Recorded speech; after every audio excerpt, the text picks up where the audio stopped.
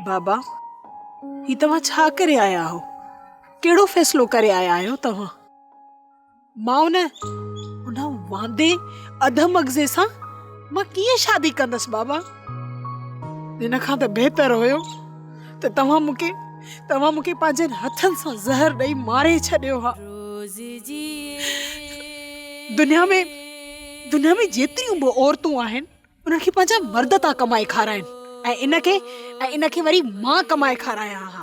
धीअ, ये क़िस्मत जा फैसला आहिनि। इन ते इंसान जो इख्तियार न आहे हलंदो बाबा।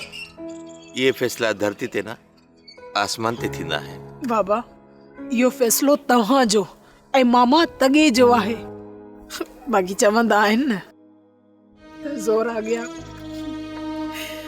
आ गया त वाकई ज़ारी आहे। तव्हां जेकरे मूं ते ज़ोर कंदव छा कंदसि मां न कुछंदसि, कबूलींदसि। ॿी का वाट बि त न आहे मुंहिंजी धीअ। हालात असांखे बंदि घिटीअ में बीहारे छॾियो आहे। इन फैसले खे तक़दीर जो फैसलो समझी क़बूल करे छॾ मुंहिंजी धीअ। इहो ज़ुल्म आहे, इहो नाहक आहे। हिकु शख्स जेको मूंखे हिकिड़ो टको ई नाहे पसंदि,